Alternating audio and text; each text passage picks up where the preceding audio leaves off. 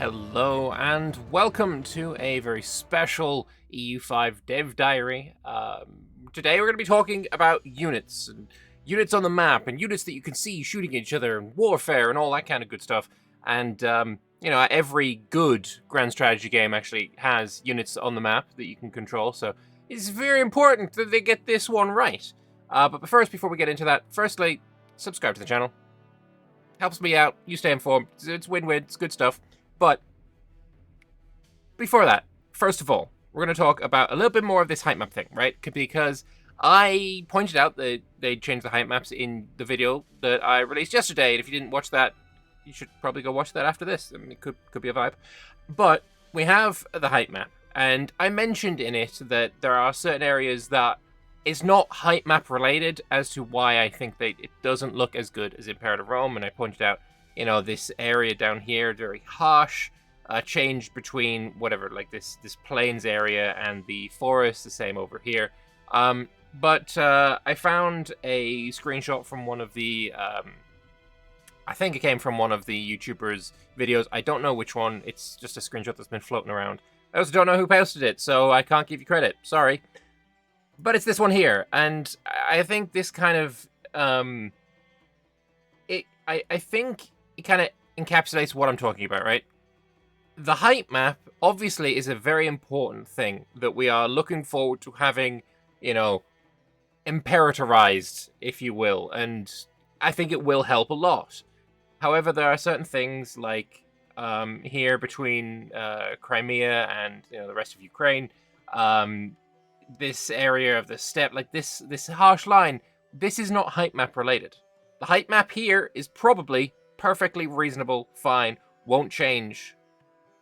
This is, however, a little bit worse, let's say, than what we see in Imperator. Of course, Imperator, cuts off the border at, like, this kind of level.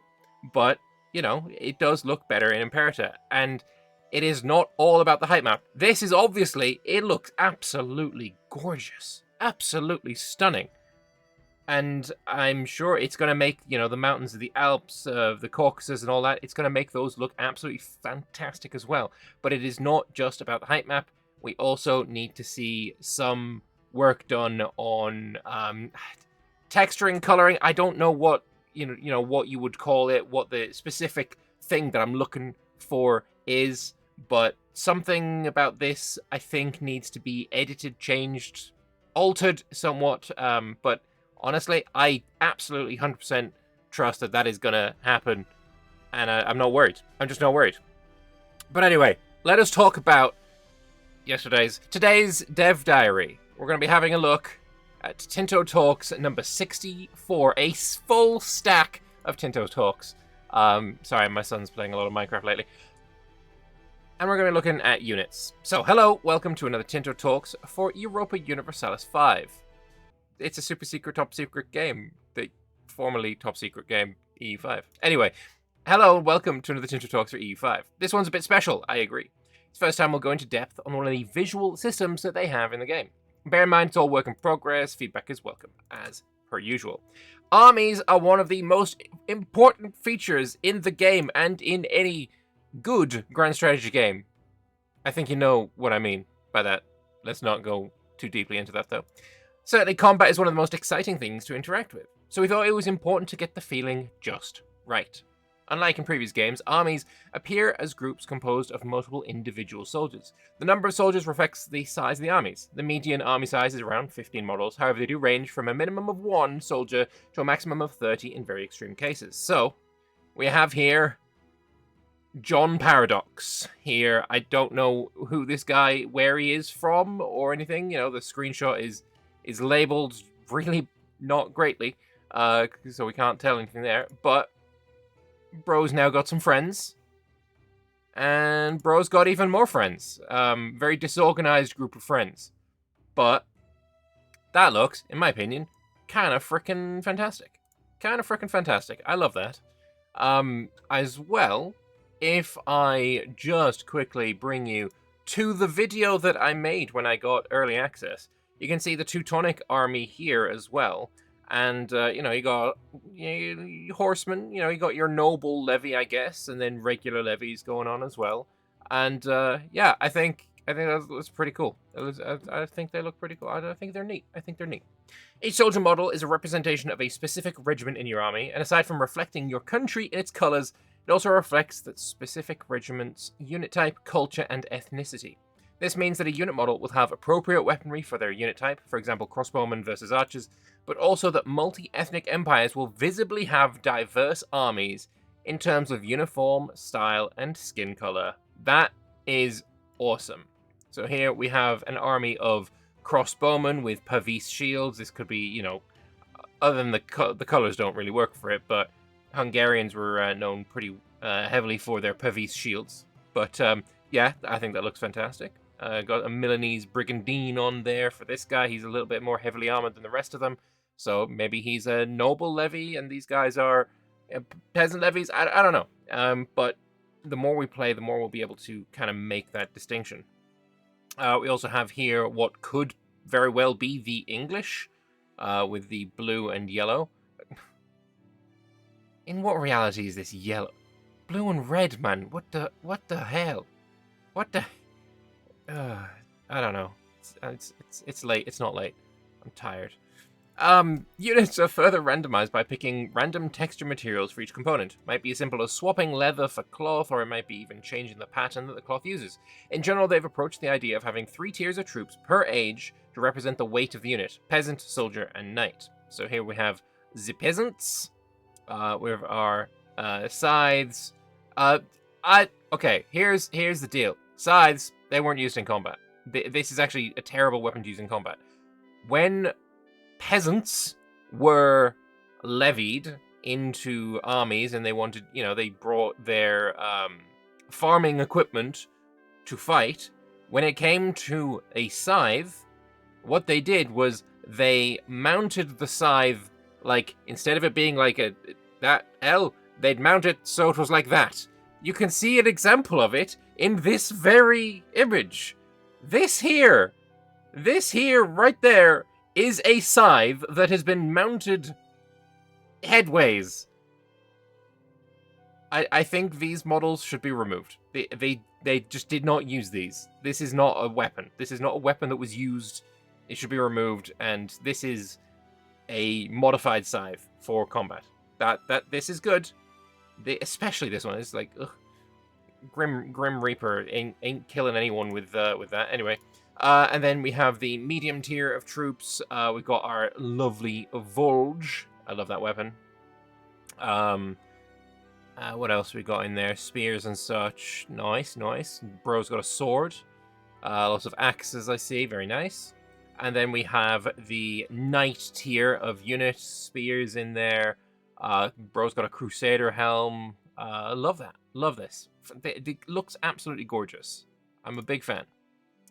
I do have a complaint though, and this is a complaint from me having played the game and my experience of it. And my complaint is merely that the units on the map are too small. They are simply too little, and I think that's a little bit of a shame. So, for example, I'm bringing you back to my video that you can obviously go watch because there's probably a link somewhere.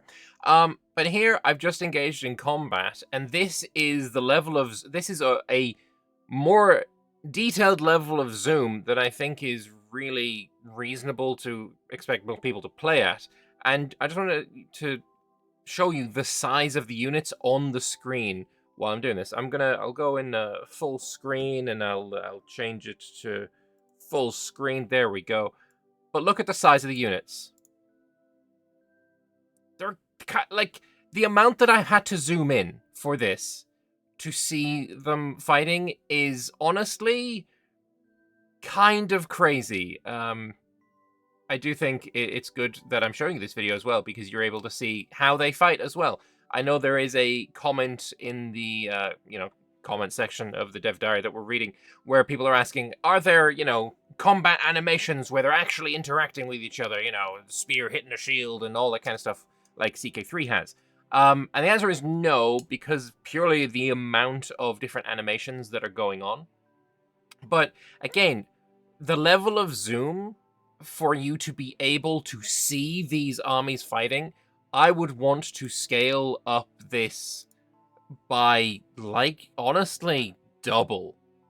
If I'm being honest, like, it is really too small. As well, I think a really good idea would be to have game rule options for it as well. I really do. Because, yeah, as far as I'm concerned, they're too small. You can't really see them. And I know, you know, when you get to the larger armies with 30 dudes in them, they're going to take up more room, and the locations can be pretty small, and they have to fit inside those locations. I get that. I honestly think that it would make more of an impact if the maximum was like 20, but the unit models were bigger.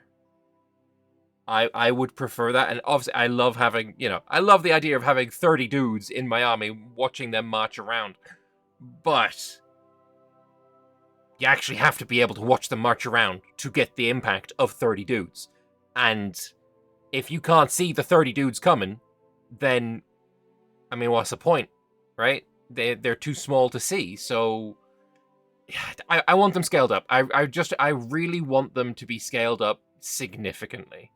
At least twice as big as they currently are. Honestly, could even be bigger. I really do think that. Anyway, although some features are exaggerated to be visible from the distant camera we use in-game, I mean, they're just not visible at the zoom level that we're playing the game at. I'm not gonna lie, we need more. More, please. Unit models are always closely based on real references. Historical authenticity is the key to all our artistic decisions, and that includes here. Good. Units will adopt a new visual age only when they're upgraded to a unit from that age. So units won't instantly swap to Age of Reformation clothing the moment you enter the Age of Reformation. Good. You'll first need to embrace the relevant institutions, research the relevant advances, and then upgrade your regiments.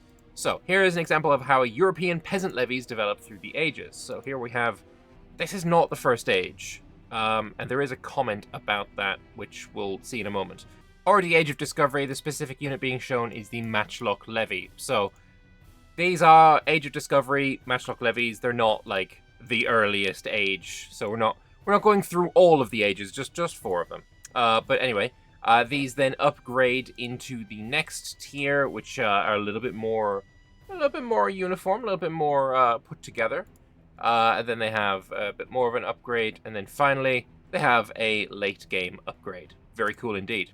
Some examples of professional soldiers. So of course these are levies. For professional soldiers we have a bunch of spearmen. Then they get themselves some muskets. They then get themselves some nice fresh clothes. Some aren't they called tricorns? I don't know what these are specifically called. And then they upgrade again. Lovely red coats. Love those. Units' appearance is also modified by a hidden system we call uniformity, which is essentially a calculation of discipline, experience, army tradition, and whether they are levies or regular troops. As a regiment gains uniformity, they will gradually progress towards the ideal look for your country, which is generated from your primary culture. Most countries' ideal is randomly generated, but some are specifically designed to appear historical, and there is a comment that we can read about that as well. So, Tercio Soldier here asking, what does this mean? And, well, we can design what the ideal Swedish or English unit should look like in the Age of Revolutions to make them look like the historical references. However, we aren't going to do this for all of the Ulms. Again, that was me. My contribution to Paradox Discourse has been made. But yeah, they're not going to do that for all of the unique location miners in the world. But if you have a very specific culture, then they will edit that, and that is going to be, I think that's pretty cool. I don't know about you, I think that's pretty cool. But anyway, historically speaking, most peasant levies were not pitchfork wielders, but were typically outfitted with a minimum of cheap weaponry and often a helmet. With the uniformity, we represent the full range, from squishy farmers to ironclad gendarmes. As they climb higher up the uniformity scale, the more they will draw from the soldier pool of assets, taking a helmet here, a polearm there, until they are fully outfitted for war. That is really freaking cool. You can tell, you will be able to tell the quality of your enemy's army by zooming in and looking at the frickin' unit models. That's really... I don't care if you disagree. That's really frickin' cool. That's just really cool. I just, again, wish that they were a little bit bigger, you know? It is what it is. Furthermore, some elements will look fancier if you have higher uniformity. For example, raw leather straps get blackened or whitened, and some wigs might get powdered. Foreign culture units in your employ will gradually adopt elements of your primary culture's clothing as they become more uniform. So we have some more images here of, I assume, the British. Red coats, it's got to be British. But here we have some more, and look at that uniformity. They're all outfitted the same. Oh, it's gorgeous. Look at them. All arrayed in a line, shooting. It's gorgeous. Anyway, as they march across the world map, the audio will reflect the visuals. You'll be able to hear the size of the army, but also the equipment of the individual soldiers. Peasants wearing light cotton tunics will sound different from plate troops brandishing steel. Very cool. EU5 will release with 7 main graphical archetypes, as well as impacting unit appearance. Archetypes are the primary way we have divided several other parts of the game, such as character portraits, city buildings, event illustrations, and UI skins. The archetypes are Central American, East Asian, European, Middle Eastern, North American, South Asian, Sub-Saharan, African. And yeah, I mean, this is something that I've mentioned to you guys before. It's something that I put into the video that you should go and watch. Yeah, I feel like I'm pretty sure as well these can be mix and matched. Like, you can have, say, East Asian units with a Middle Eastern clothing set, basically to get the most realistic kind of situation for you. But also, I would argue it's very, very much a given that post-release, this is going to be one of the ways that they generate, you know, future revenue after games release. DLC, essentially, will be, here's the British unit pack, or the British, let's say, archetype pack, where we get a bunch of British skins, maybe, you know, having all the British Isles, Ireland, England, and Scotland will all get, you know, unit clothing, they'll get, extra freaking building types, character portraits, event illustrations, all of that kind of stuff will be in for this kind of DLC, as well as flavor events and such. And that's where I think the game is going to go when it comes to post-release monetization, which I am entirely in favor of them having. Obviously, I want the game to be, you know, supported for a decade, like EU4 was. So yeah, no, fantastic. Some more images. A little bit of the polish that they have on the Europeans. Sorry. Some of them are lacking a bit of the polish that they have on the Europeans. That's fair enough. Let me know if you can guess where these are from, because I'm not going to try, because it might come across bad. So we have some lovely units there, and some more lovely units. Some more lovely units. Yeah, I can tell these guys are lacking a bit of polish, because the faces are just, like, monochromatic, essentially. There's no, like, texture there yet. Also, he's got a buzz cut and then pure bald on the other side. There we go. I think this is the North American unit set. And we have whoever these guys are. They look cool, though. They do, in fact, look very cool. Also, wishlist the game. Oh, obviously. I already have. Don't worry about it. I already have. Yeah, I mean, that's a heart. That's straight up love hearts. You can tell how this went down. Almost, you know, 370 or whatever positive reactions to the guy with no friends. 0 friends. You know, no... His mother doesn't love him, etc. Clearly a fan of Victoria 3.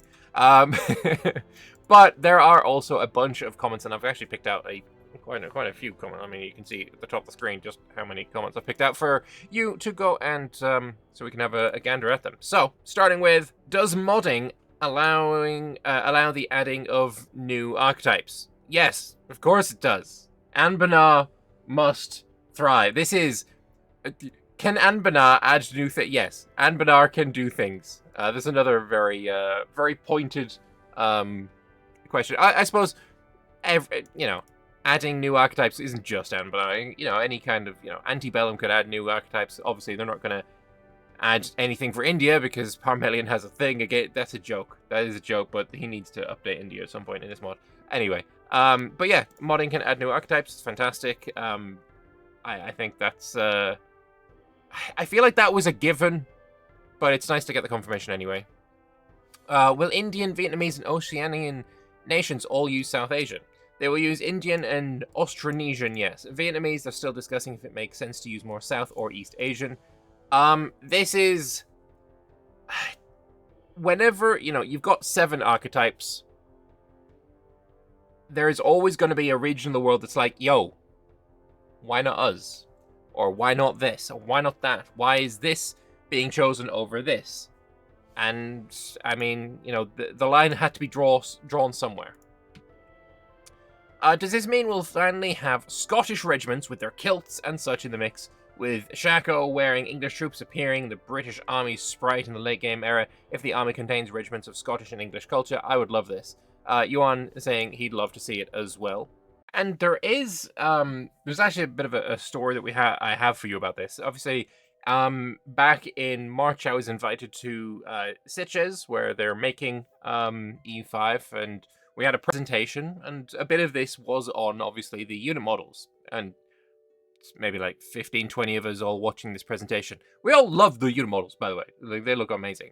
But there was, I can't remember who it was that asked, but there was a question about how, say, Scottish units would interact with this, the uniformity system.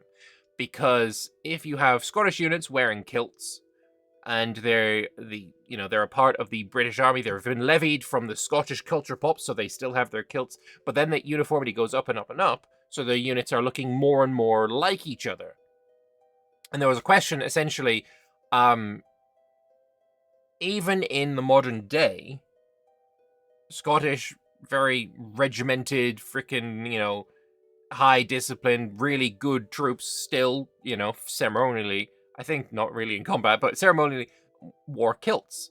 I mean, I'm pretty sure there's a famous image of World War I where there's a Scottish captain or general or something wielding a fucking sword in wearing a kilt in combat, So I'm blanking on the exact whatever it was. But essentially, there was that question, and would the kilts then get replaced by this uniformity? And the answer initially was yes, but I think because of that question, or maybe it would have happened anyway, probably, there are going to be like certain cultural like specificities, like Scottish wearing kilts, that won't be overridden by uniformity. And I think that's also related to one of the comments that I have somewhere, basically saying that they can have specific I showed it earlier, having specific identities, and they brought up the English and the Swedish as being able to custom make certain armies to look a certain way. I think Scottish will probably be feed into that system as well, which is cool, obviously. As a unit sprite modder of EU2 and a unit modeler of EU4, please join the Lambert team. I'm super excited for this new graphic system. Give it so much opportunity and deepness of unit graphic modeling. Here's some questions for the graphics system. How does the code part of the graphics work? I'm especially curious if we can define the unit model by specific unit types, so Bowman, Longbowman, Handgunner, Gallowglass, Landsknecht, Carolean, etc. So, St. David replying here, we assign graphics tags that check in order. For example, Longbowmen have graphics tags, Longbowman tag, Archer tag, Light tag. Pikemen have Pike tag, Medium tag, Gallowglass tag, Heavy tag.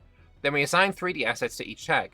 If it checks the first tag, if there's an asset available, it grabs it. Otherwise, it selects the second tag. If there's an asset available, it grabs that, etc. Cool.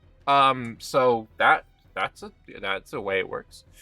You said that in general we have approached the idea of having 3 tiers of troops per age to represent the weight of the unit. May I ask, what does knight represent in later eras, like after the 17th century? Knight usually means heavy cavalry. For example, in the Age of Revolutions, they look like cuirassiers. Then, I guess these are Reformation age units. I hope... let's actually go and see what he's talking about here. These are Reformation age units. Fair enough.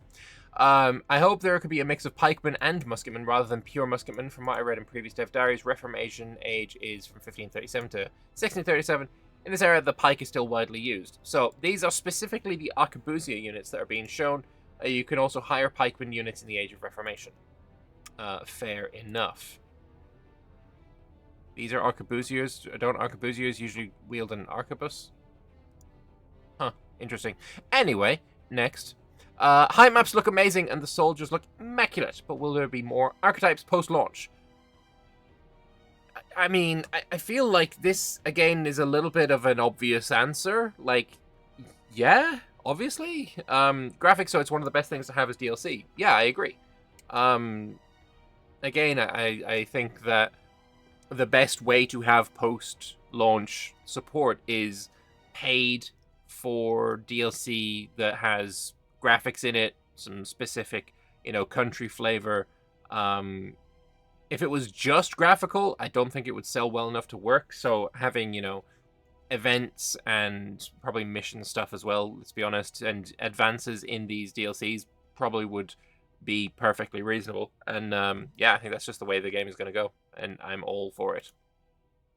Even though they aren't shown here, are there cavalry units? Yes, there are cavalry, camelry, and elephantry unit models.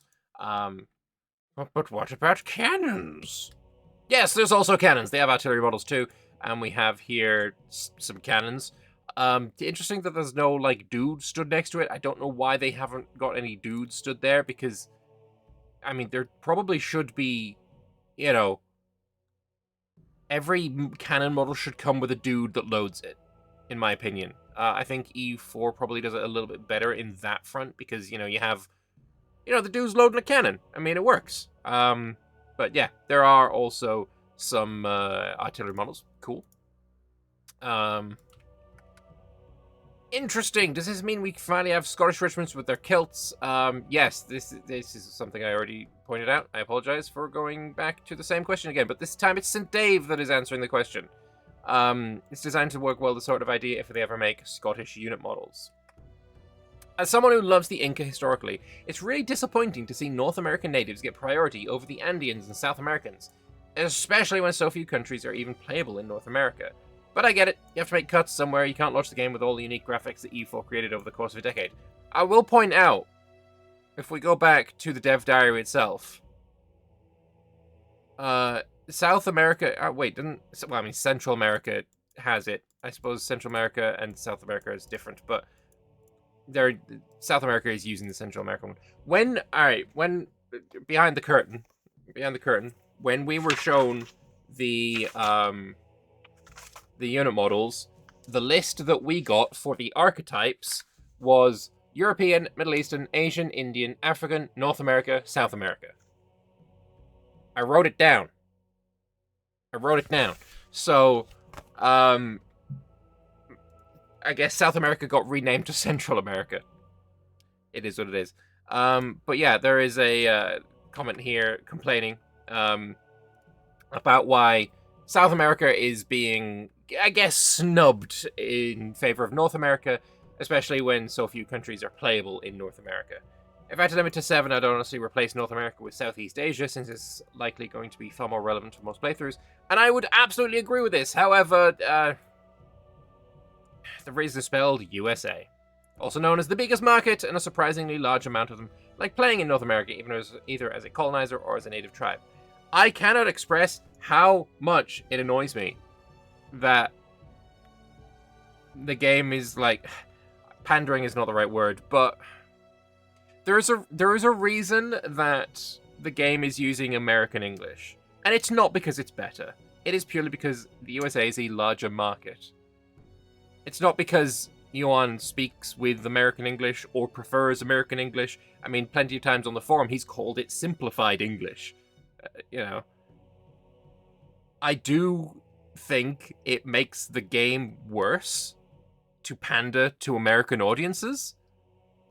I totally understand why it's happening, but it annoys me. And it is what it is.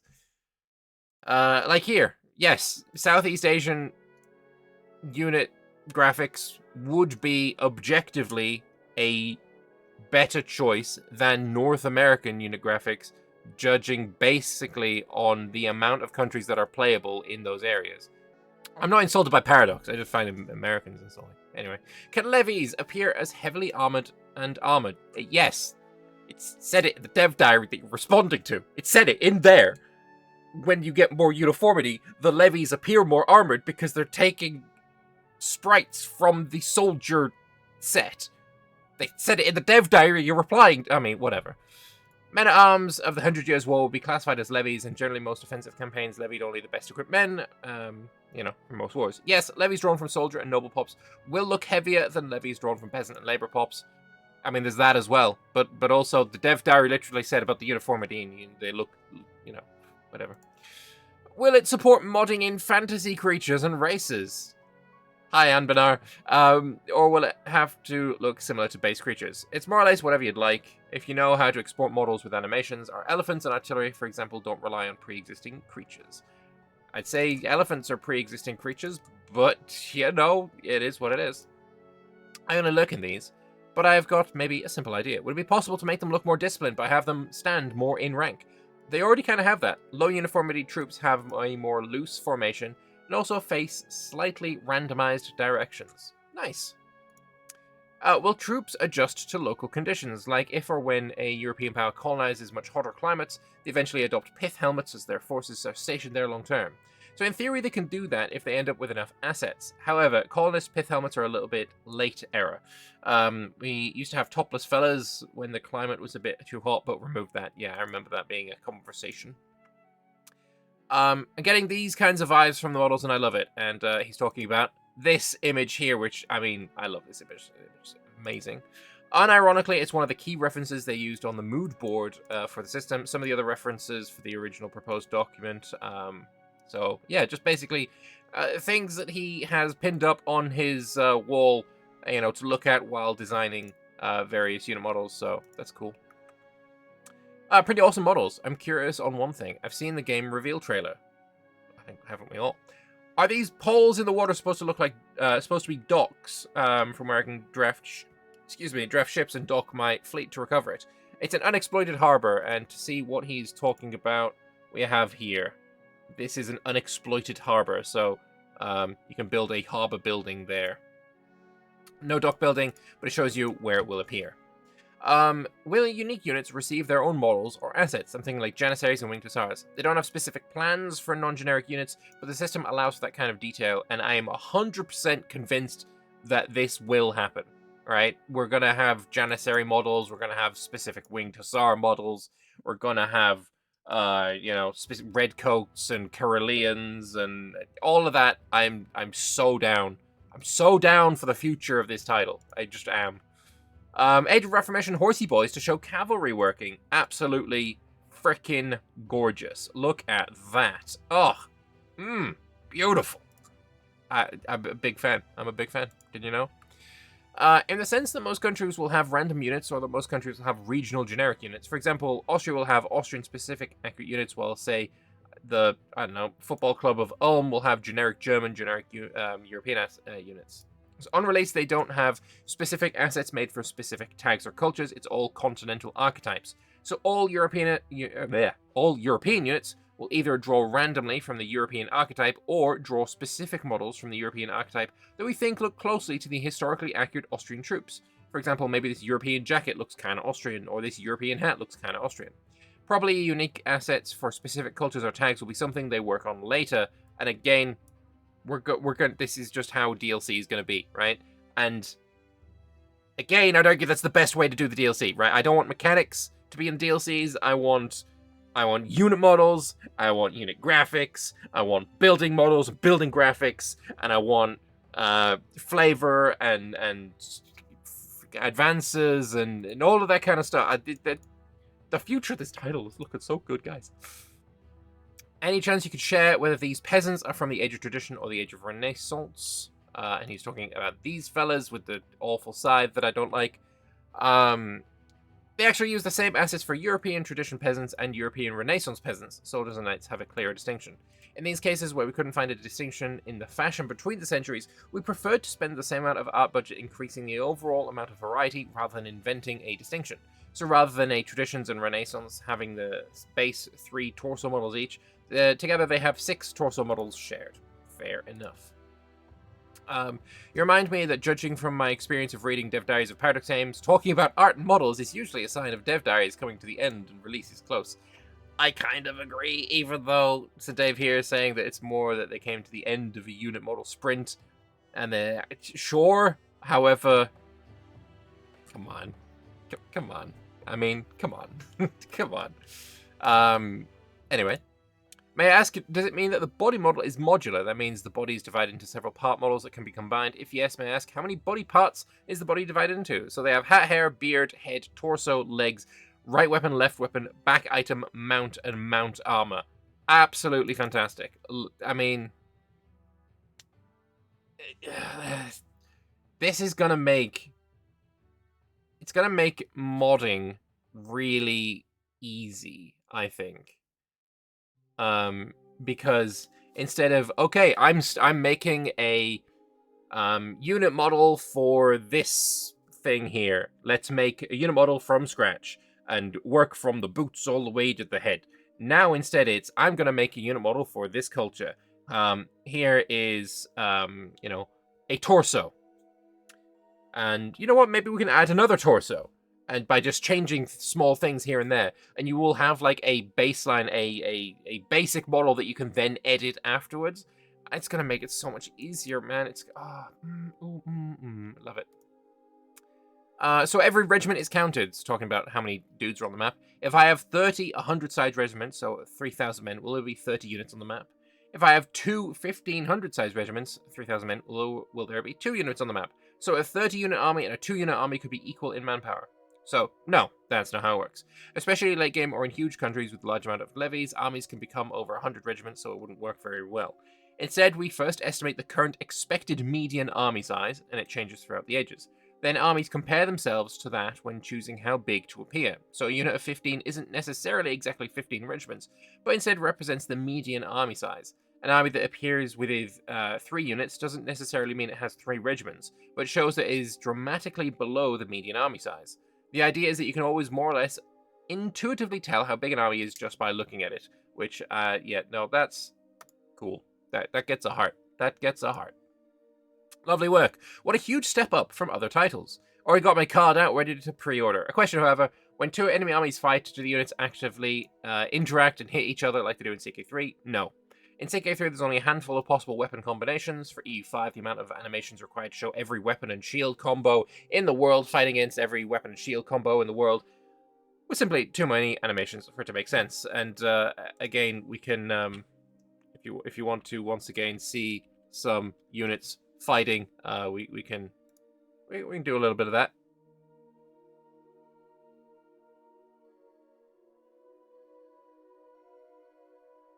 I feel like it looks good. Again, it just needs to be zoomed in. The guys need to be bigger. When they have like 4 units on this side, and I have maybe like 6 or 8 or something like that.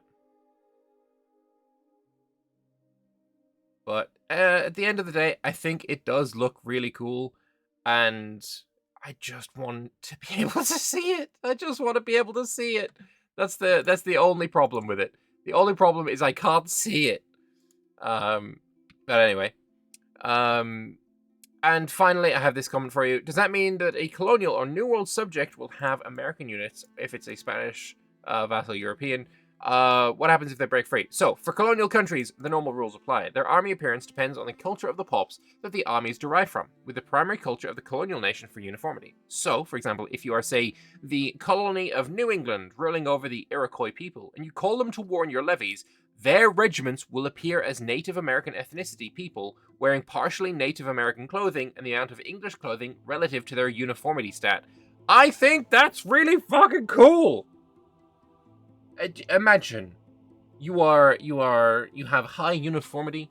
You are playing as England. You're colonizing the New World, and you raise the levies, and you see a bunch of redcoats, maybe a bunch of knights as well. I don't know how late we're thinking about in this scenario, but then you have dude with a red coat and like the headdress.